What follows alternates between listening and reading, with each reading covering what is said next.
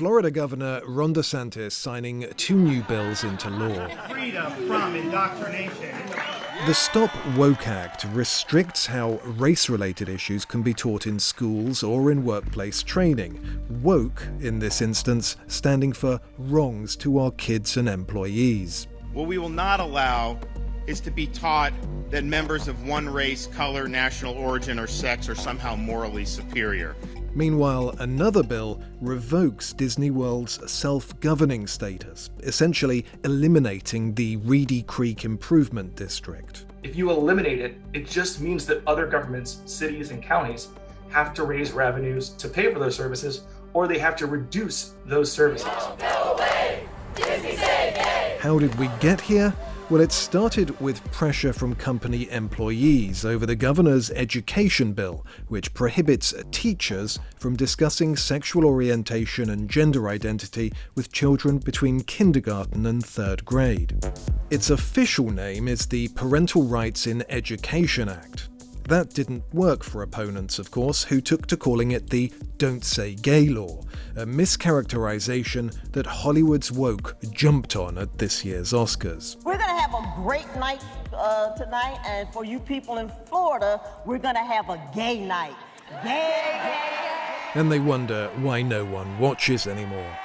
The point is that the Parental Rights in Education Act empowers parents to discuss issues surrounding sexuality with their children, rather than leaving it to teachers. Parents need to be in charge. Students are not wards of the state.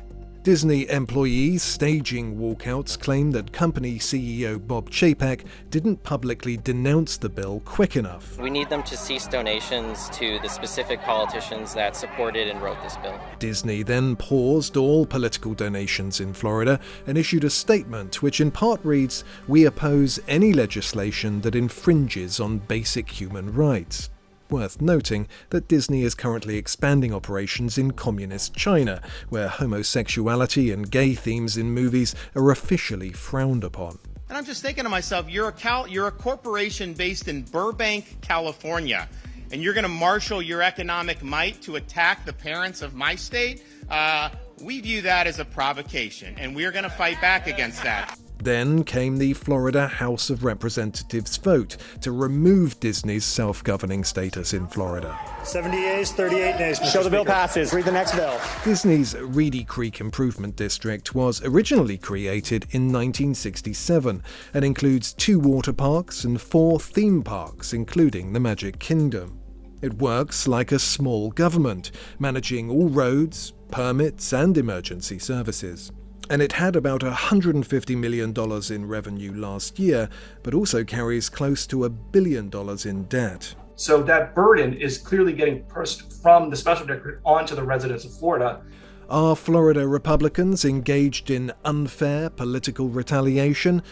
One answer is that previous corporate political signaling came with little cost. Yesterday, Major League Baseball caved to fear and lies from liberal activists. When Major League Baseball pulled its All-Star game out of Atlanta as a punishment for Georgia's new voting law, it was questionable that companies jumping on the woke bandwagon, Coke and Delta included, had even read the legislation.